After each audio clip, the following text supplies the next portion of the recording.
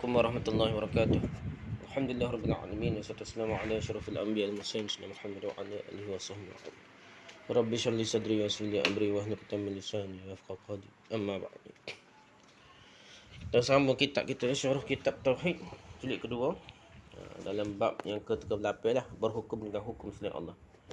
Berhukum dengan hukum selain Allah. Qala Allah Ta'ala alam tara ila alladhina yaz'umuna annahum amanu bima unzila ilaika. Firman Allah Ta'ala lah, adakah kamu lihat bagaimana orang-orang yang mereka menyangka za'ama dah, menyangka mereka ni beriman dengan apa yang turunkan kepada engkau ni, padahal berhukum dengan hukum selain Allah ni. Gitulah ceritanya. Oleh Dr. Firanda Andarjat syarah ni. Pada bab sebelumnya kita telah membahas tentang orang-orang yang mengambil hukum dengan selain hukum Allah SWT. Adapun pada bab ini kita akan membahas pula tentang orang yang dia tidak membuat hukum, akan tetapi dia ingin berhukum dengan hukum yang ada. Dia tak buat hukum, dia bukan pemerintah, dia bukan parlimen, tapi dia suka dengan hukum yang selain Allah ni. Tetapi hukum tersebut bukan hukum Allah SWT. Contohnya seperti seseorang yang di keluarganya terjadi kematian dan pembahagian warisan, maka kemudian ada ahli waris tidak membahagikan warisan dengan hukum Islam kerana mungkin merasai bahawa dia akan dapat sedikit bahagian kalau ikut hukum Islam, sehingga dia mahu berhukum dengan hukum negara yang hakikatnya bertentangan dengan hukum Islam. Maka jika pada bab sebelumnya kita membahas tentang orang yang membuat hukum dengan hukum selain Allah, ahli parlimen dun gapanya, maka pada bab ini kita akan membahas tentang hukum orang yang ingin berhukum dengan hukum selain Allah SWT. Dia bukan pembuat hukum, dan dia nak terima hukum ni. Sebelum kita membahaskan dalil yang dibawa oleh penulis dan Syekh Muhammad bin Abdul Wahhab rahimahullah, ada beberapa hal yang perlu kita sebutkan mengenai hukum Allah SWT. Hukum Allah terbahagi menjadi dua bahagian.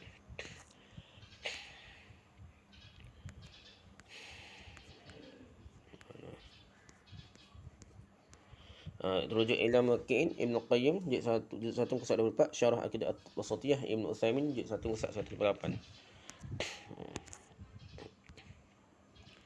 Jadi pertamanya al-hukum syar'i, hukum syara', hukum syar'i. Kita mestilah meyakini bahawa hanya Allah SWT yang berhak untuk menetapkan hukum yang berlaku di antara manusia. Allah SWT berfirman, "Innal hukmu illa lillah yaqussul haqqa wa huwa khairul fasilin." Menetap hukum itu hanyalah hak Allah. Dia menerangkan kebenaran dan dia memberi keputusan yang terbaik. Surah An-Na'am ayat 57. Oleh kerana itu tidak boleh seorang pun untuk membuat hukum selain hukum Allah, dan tidak boleh pula berhukum dengan hukum selain Allah SWT. Meyakini bahawa hanya Allah SWT yang boleh membuat hukum di alam semesta ini berkaitan dengan tauhid ar-rububiyah. Adapun meyakini bahawa kita hanya harus berhukum dengan hukum Allah merupakan bentuk pengamalan dari tauhid al-uluhiyah. Jadi tauhid uluhiyah, kalau kita nak dari segi kita nak amal ni, nak sembah Allah, nak taat pada Allah, juga tauhid uluhiyah. Tauhid rububiyah ni kita ni hak Allah ni, maksudnya Allah tu maha berkuasa jaga alam tu rububiyah ni. Tauhid ar-rububiyah adalah mentauhidkan hal-hal berkaitan dengan perbuatan-perbuatan Allah Taala, bukan perbuatan kita, perbuatan Allah. Sehingga kita yakin bahawa hanya Allah yang mencipta, Allah yang mengatur, Allah yang menguasai alam semesta sahaja. Bukan tak wali tak tasarruf bagi kau, tak wali ke apa, bagi kau malaikat. Tidak. Allah yang maha berkuasa. Malaikat tu beri rezeki kau ke apa mati tu dengan izin Allah. Maksud dengan program Allah. Adapun tauhid al-uluhiyah adalah berkaitan dengan perbuatan kita terhadap Allah. Perbuatan kita dipanggil tauhid uluhiyah. Tauhid persembahan kita pada Allah. Seperti hanya Allah SWT yang kita sembah. Hanya kepada Allah lah kita menyembelih, dan hanya kepada Allah lah kita berhukum. Oleh kerana itu kita dituntut berhukum dengan hukum Allah. Kerana itu bahagian daripada tauhid al-uluhiyah. Kerana tauhid kita sembah taat menjadi hamba kepada Allah. Dan juga kerana kita tidak boleh berhukum kepada selain hukum Allah SWT. Maka dari sini dah baru siapa yang membuat hukum dan berhukum kepada selain hukum Allah SWT, tauhidnya menjadi tercoreng, yang rosak tauhidnya. Yang kedua dipanggil al-hukmul kauni. Hukum kauni. Hukum kauni adalah hukum yang berkaitan dengan kejadian alam semesta. Kun fayakun dah, kun jadi dah. Kita umat Islam mestilah meyakini bahawa hukum yang berlaku dalam alam semesta ini tidak ada yang terjadi kecuali atas keputusan Allah SWT. Maka tidak benar jika ada sebagai orang yang beranggapan bahawa ni Roro Kidul, Tok Wali tu. Ni. Dewa lah Tok Wali ni. Ikut mengatur sebahagian dari pantai selatan Pulau Jawa ni. Tok Wali ni. Wali Kutub ke apa ni. Ni ataupun dewa dah. Penjaga patah lah ke apa ni. Dulu orang Melayu begitu ni. Ni orang Jawa kita. Ni Roro Kidul. Pantai selatan Jawa ni. Ketahuilah bahawa malaikat pun tidak ada yang boleh mengatur hal-hal terjadi di alam semesta ini. Malaikat pun dia tidak ada tasarruf, tidak ada hak untuk urus alam, melainkan dia diprogramingkan ikut program Tuhan. Bahkan malaikat pengatur awal dan hujan itu ditetapkan oleh Allah SWT belaka, bukan atas kehendak malaikat sendiri. Kita tak boleh minta dengan malaikat, minta dengan Allah. Bukan rezeki ni, hujan ke apa dah. Keyakinan kita bahawa yang mengatur alam semesta ini hanyalah Allah itu adalah bahagian dari tauhid yang kita sebut dengan tauhid ar-rububiyah. Dan dari semua ketetapan Allah SWT tersebut, tidak ada yang dapat menolak ketetapannya tersebut. Allah SWT berfirman, Wallahu yahkumu la mu'aqqiba li hukmihi wa huwa sari'ul hisab. Dan Allah menetapkan hukum menurut kehendaknya, tidak ada yang dapat menolak ketetapannya. Dan dia maha cepat perhitungannya. Surah Ar-Ra'd ayat 41. Segala apa yang terjadi di alam semesta ini terjadi atas kehendak Allah SWT. Baik itu kejadian yang merupakan kebaikan dan keburukan, semuanya terjadi atas kehendak Allah SWT. Demikianlah pula hukum Allah yang berlaku. Jika Allah sudah menghendaki suatu ketetapan, maka tidak ada yang boleh protes, yang boleh merubah ketetapan tersebut. Semua terjadi dengan tak boleh nak elak lah.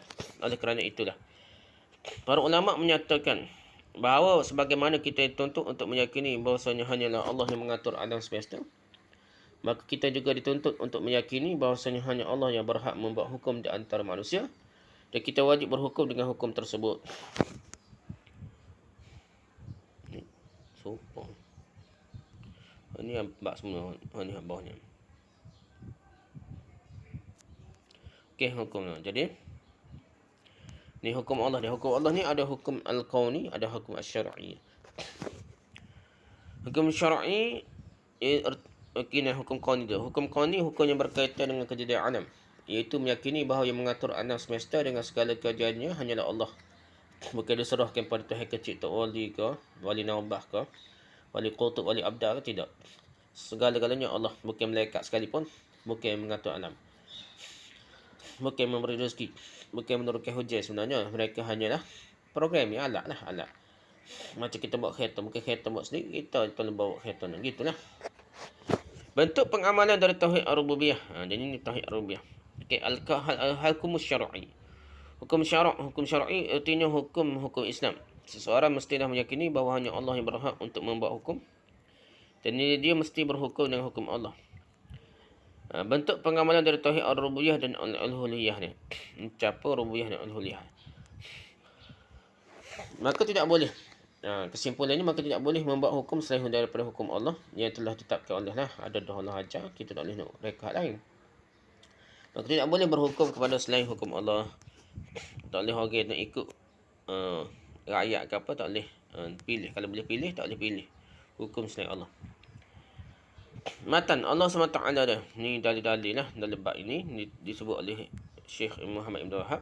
Jadi Allah SWT berfirman, Alam tara ila alladhina yaz'umuna annahum amanu bima unzila ilayka wa ma unzila min qablik yuriduna an yatahakamu ila at-taghut wa qad umiru an yakfuru bihi wa yuridu asy-syaitanu an yudillahum dalalan ba'ida. Wa idza qila lahum ta'alu ila ma anzalallahu ila ar-rusuli wa ra'aital munafiqin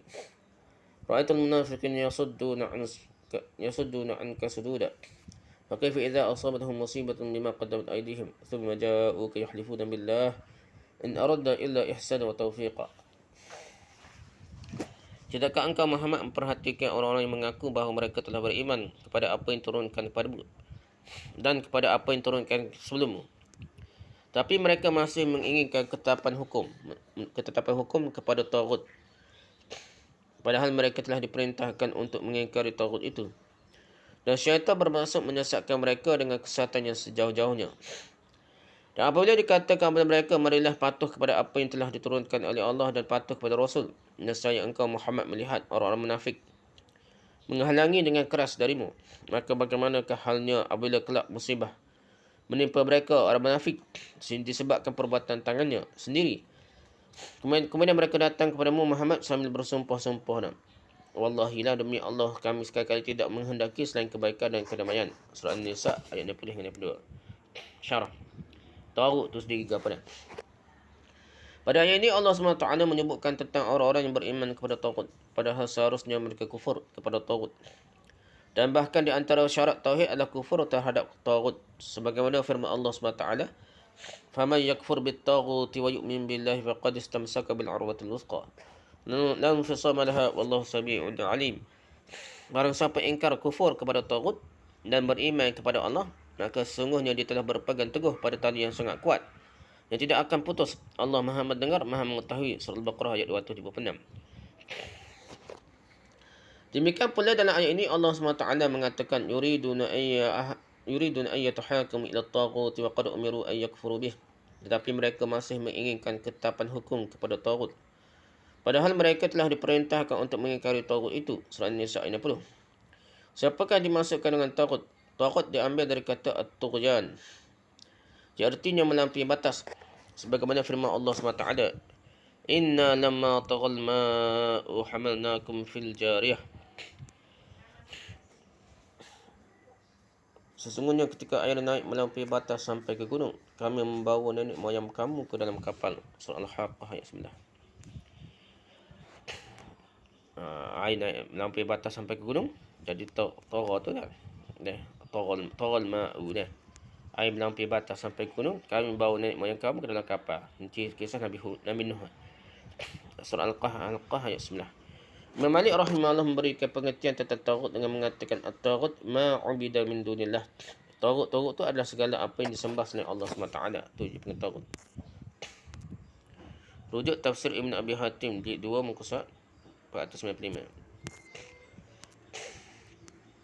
Adapun Ibn Al-Qayyim rahimahullah memberikan pengertian yang lebih terperinci dengan mengatakan kullu ma tajawaza bihi al-'abdu haddahu min ma'budin aw matmu'in aw muta'in. Segala sesuatu yang seorang hamba melampaui batas kepadanya dalam hal disembah atau diikuti atau ditaati. Ilamul Maqi'in juzuk 1 muka surat 40.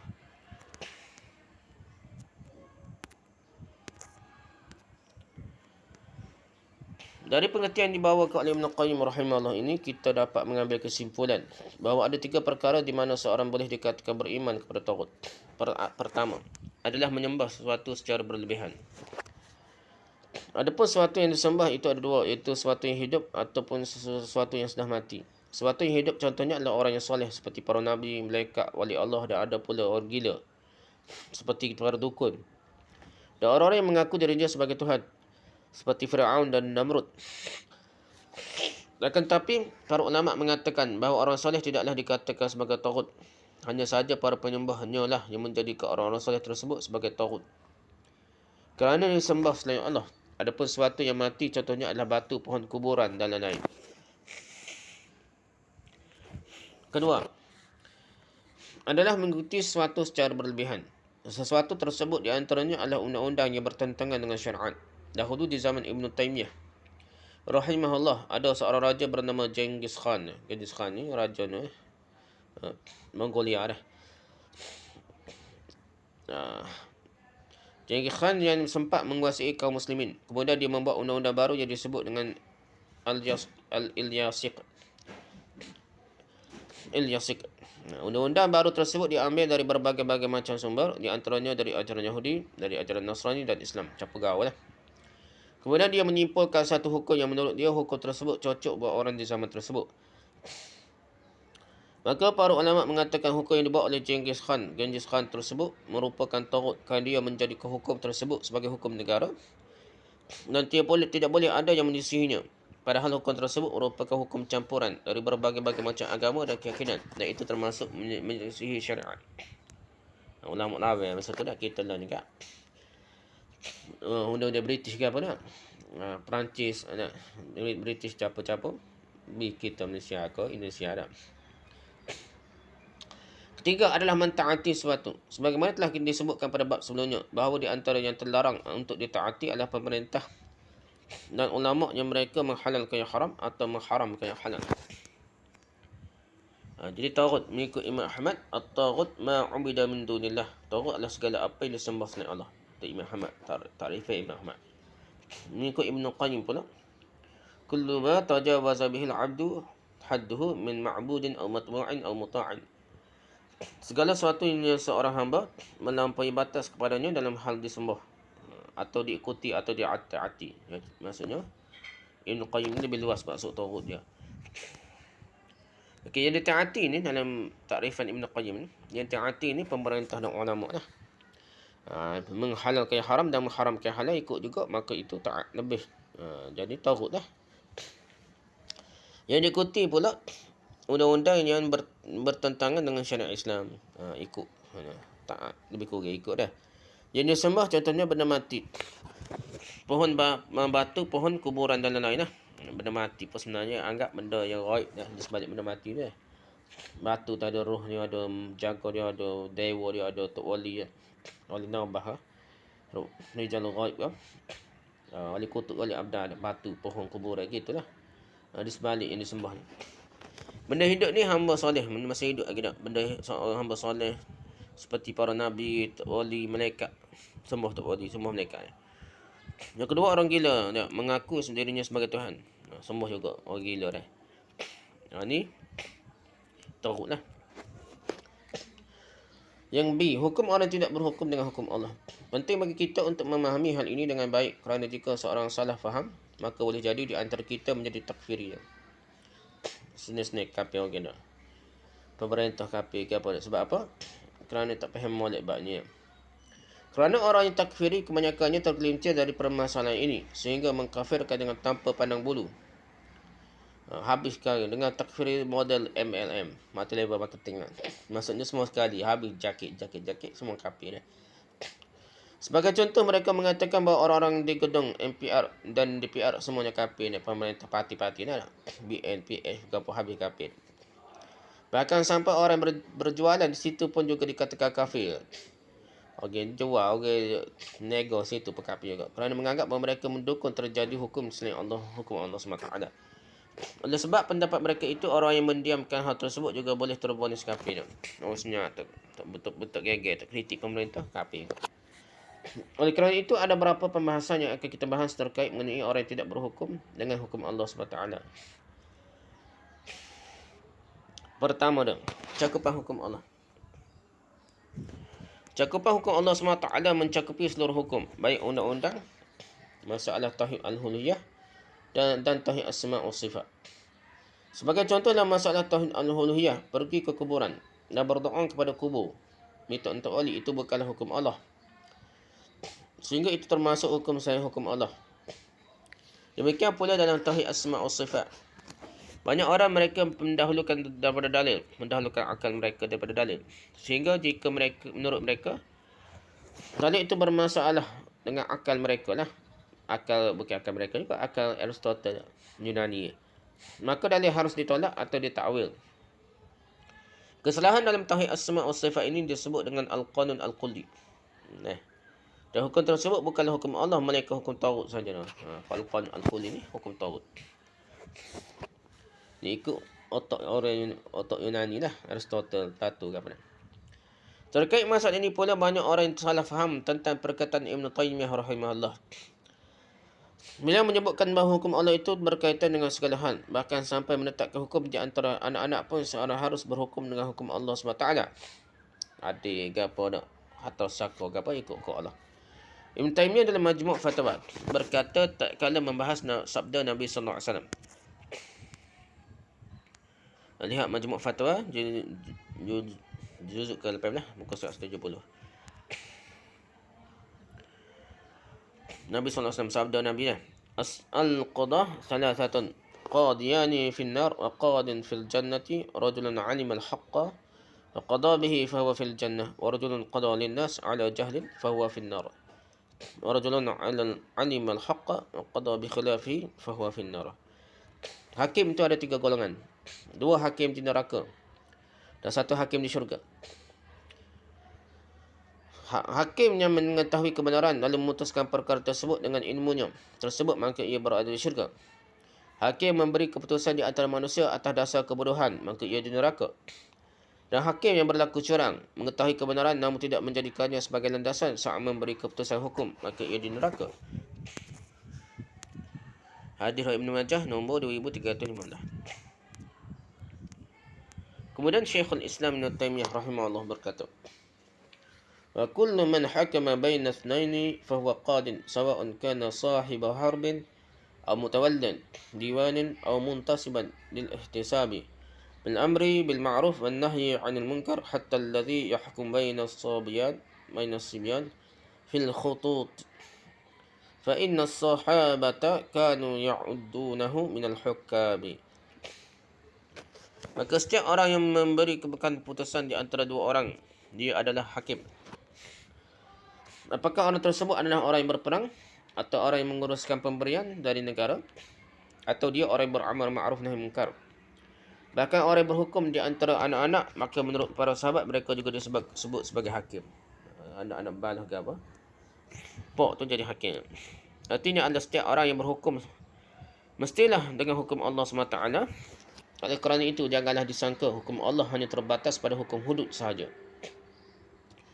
Akan tetapi hukum Allah SWT mencakupi seluruhnya, bahkan untuk di antara anak-anak seorang ayah. Mestilah berlaku adil di antara anak-anaknya, atau seorang yang punya isteri yang 4 orang isteri dia, namun tidak bersikap adil, maka sejatinya dia telah berhukum dengan hukum selain hukum Allah SWT. Sampai tahap itulah. Jangan cara kau hudud saja dah. Kita ada cikgu kita ni, Yayasan Islam dah. Kita ada guru-guru. Dah, bahawa kita, kalau kita tidak ada, beri pada kroni jawatan tetaplah naik pakat dah. Kita tidak ada orang lama yang banyak jasa, kita tak bagi orang yang banyak jasa, kita baik, kita tak bagi, kita bagi pada kroni kita jawatan dah. Itu telah melanggar hukum Allah SWT. Kita dengan kroni mudah kira, dengan rakyat payah kira. Itu tidak hukum Allah lah. Makanya mesti kita fahami adalah cakupan hukum Allah, mencakupi semua hal yang berkaitan dengan aturan dan tidak hanya terbatas pada hukum hudud atau undang-undang kenegaraan yang berlaku di antara masyarakat sahaja. Semua bentuk hukum-hukum tersebut mestilah berhukum dengan hukum Allah SWT. Yang kedua, siapa pun yang diminta untuk menjadi hakim, maka dia mestilah berhukum dengan hukum Allah. Siapa pun orang yang jika diminta untuk menjadi hakim dalam menghakimi sesiapa pun, baik Muslim ataupun kafir, maka dia tetap mesti berhukum dengan hukum Allah.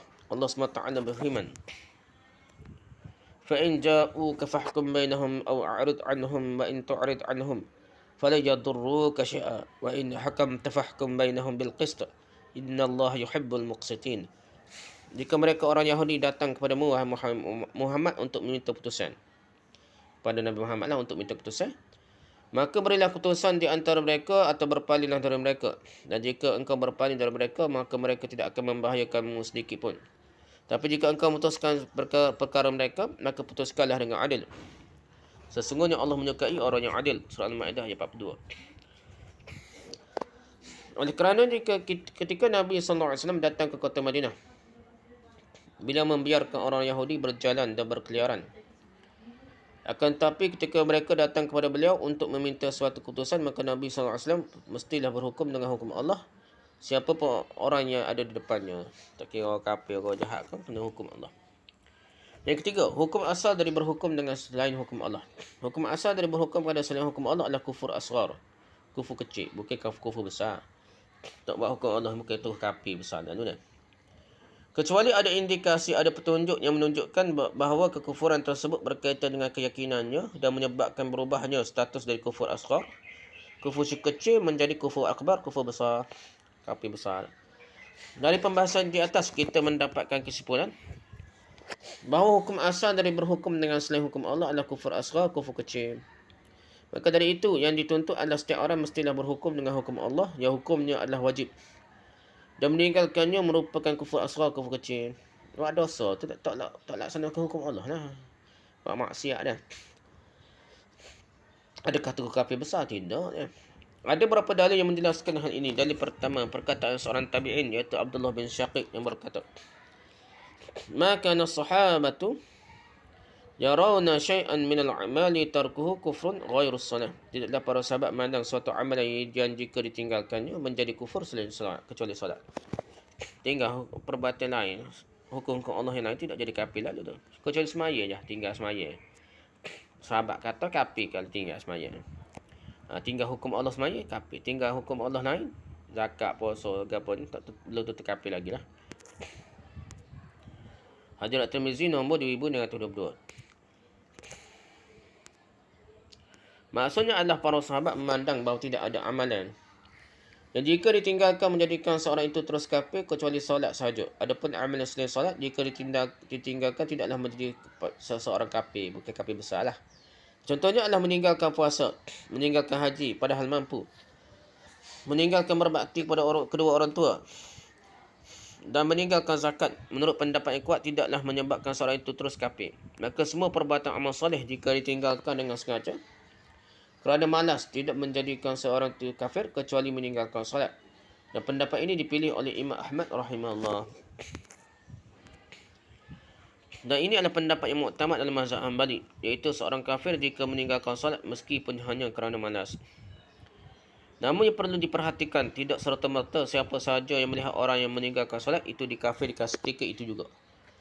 Dan tidak boleh bagi seorang untuk mudah mengkafirkan orang muslim yang lain. Kerana mazhab yang menyatakan mereka kafir, mazhab Hanbali memberi berapa syarat lagi. Dan syarat-syarat tersebut adalah wakadha law tarakaha tahawunan aw kaslan idza da'ahu imamun aw naibuhu li fi'liha wa aba hatta tadayaqa waqtul lati ba'daha. Begitu juga orang yang meninggalkannya kerana malas menjadi kafir jika sesudah dipanggil dan atau disidang oleh pemerintah panggil, atau orang yang diberi wewenang, pihak berkuasa lah, agar orang itu melaksanakan solat, akan tapi dia tetap enggan hingga sempit waktu tidak cukup untuk solat, waktu solat setelahnya. Contohnya seorang diperintah untuk solat zuhur, untuk pemerintah suruh ismail zuhur, namun ia tidak mahu sampai waktu solat asar mau solat asar pun habis dah. Muntah al-Irada Ibn Najjar Al-Futuhi Al-Hambali juzuk 1 muka 138. Dia suruh ismail zuhur sampai habis asar pun tak sembahyang zuhur lagi, maka tu barulah boleh jatuh hukum bunuh. Gitulah. Hukum kafir. Jadi pemerintah ni jadi cerita pasal siapa yang kafir ni, kita boleh ayat ni perbuatan kufur. Kita sebagai rakyat ni bukan pemerintah ya. Ni perbuatan kufur ni boleh jadi kafir, ni boleh jadi kufur dah. Kita bukan pemerintah, bukan pemberi fatwa. Kalau Muhaizak dok geger sebelum ni dah, ucapan kufur dia, adakah kita boleh kafir dia lalu? Tak boleh lagi dia. Dia pihak pemerintah putuskan, hakim ada, jabatan agama ada. Kalau itu boleh juga fatwa ulama usul lah, tu boleh lah juga dah. Kita tak boleh mudah-mudah kita ni ustaz kafir tu nak kafir orang. Adapun berhukum dengan selain hukum Allah SWT merupakan sebuah amalan sebagaimana puasa juga, zakat, berbakti dan solat. Akan tetapi kerana para sahabat mengatakan bahawa tidak ada satu amalan yang jika ditinggalkan dianggap menjadikan pelakunya itu kafir, terus kafir kecuali solat, sehingga meninggalkan berhukum dengan hukum Allah itu tidaklah mengkafirkan lagi, akan tetapi masuk dalam kufur asghar.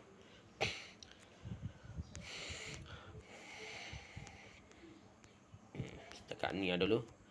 Wallahu a'lam. Subhanakallah wa bihamdika, subhanaka asyhadu an la ilaha illa anta, astaghfiruka wa atubu ilaik. Assalamualaikum warahmatullahi wabarakatuh.